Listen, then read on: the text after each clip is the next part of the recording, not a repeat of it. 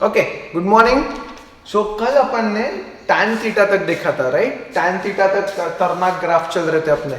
आज we are going to see cosec theta, because cosec theta होने के बाद I am going to move to examples, और cosec theta के बाद जो cot theta and sec theta है वो तुम लोगों को मेरे को छुड़ा के बताना है, गलत हुआ तो भी चलता, मैं एक बार डिस्कस करने वाला हूँ उसको। ओके ना, कोसेक थीटा।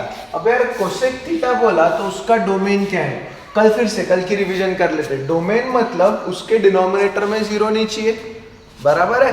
और कोसेक थीटा मतलब 1/sin थीटा। कोसेक थीटा मतलब 1/sin थीटा। तो साइन थीटा के कौन से वैल्यू के लिए वो जीरो रहता है? थीटा के कौन से वैल्यू के लिए जीरो रहता है? तुम्हारे सामने वो चार्ट होना हमेशा। ओके, कौन से वैल्यू के लिए जीरो रहता है? 0 डिग्री। अब सिर्फ 0 डिग्री नहीं रहता, वो क्या रहता है? अगर मैंने ऐसा ड्रॉ किया उसको, ये वाला अगर डायग्राम ड्रॉ किया तो यहाँ पे रहता है 1,0 जो उस दिन ड्रॉ किया था, फिर यहाँ पे रहता है 0,1, यहाँ पे रहता है -1,0, यहाँ पे रहता है 0,-1। ये याद है सबको डायग्राम? ओके, अब इधर 0 डिग्री, फिर पाई, फिर वापस घूम के 2 पाई। कल अपन ये वाले जादू की छड़ी वाले लाइन पे ढूंढ रहे थे, आज इधर आ जाते अपन। तो x के साथ cos थीटा एंड y के साथ कौन रहता तुम्हारा? sin theta.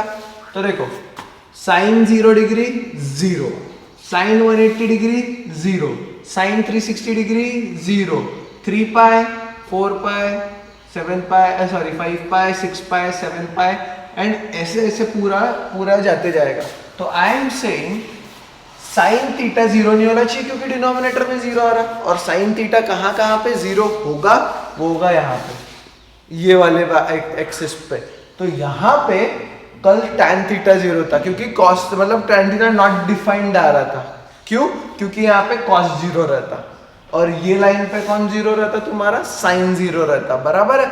तो इसका मतलब इसके डोमेन के लिए मैं सारे रियल नंबर्स ले सकता हूं, पर कौन नहीं ले सकता? वो है n पाई। उसको क्या बोलते हैं अपन? n पाई। अब n पाई मतलब ठीक है, कुछ नहीं, कोई भी n को 1 डालो, या n को 0 से शुरू करते हैं अपन। n को 0 डाला तो ये आ गया 0 चलता क्या? नहीं चलता। क्यों? क्योंकि ये इसको 0 ला रहा, राइट।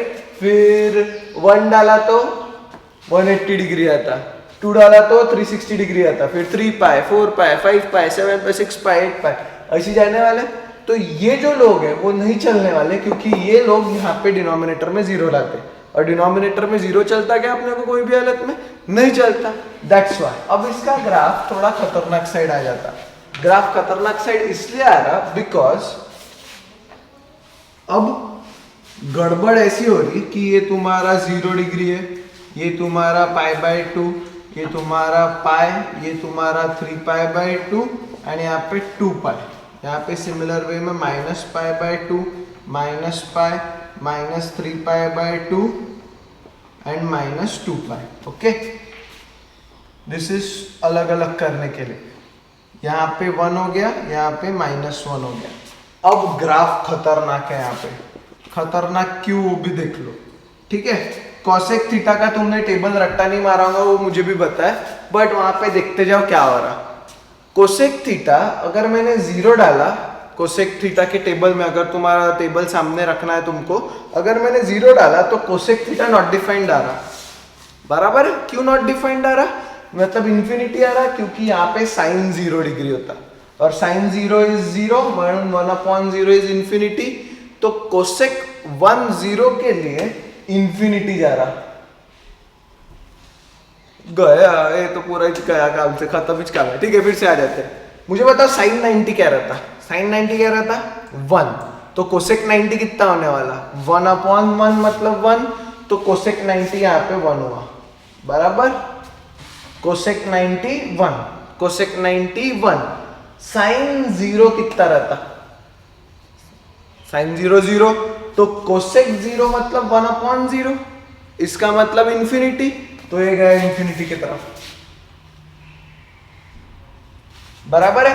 ये लाइन पे सब जगह तुम्हारा कोसेक इन्फिनिटी रहने वाला, बिकॉज ये लाइन पे सब जगह साइन 0 रहता। मतलब साइन की वैल्यू क्या रहती, ये पूरे लाइन पे 0। तो देखो 0 पे इन्फिनिटी गया क्योंकि साइन 0 है इसलिए कोसेक इन्फिनिटी गया, ठीक है।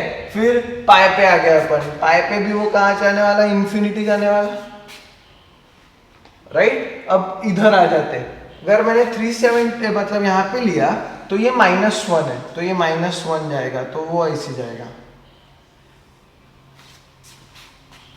फिर इधर से 2 पाई तो इन्फिनिटी गया इधर से, और एक ऐसे ऊपर आएगा, फिर इधर से नीचे आएगा, फिर इधर से ऊपर आएगा। This is the graph of cosec theta.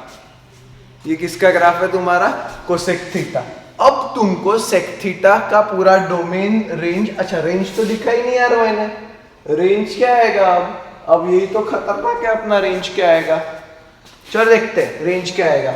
Range will B, ये कहां से कहां तक जा रहा है, ये 1 से इंफिनिटी जा रहा और ये -1 से इंफिनिटी जा रहा, बराबर है।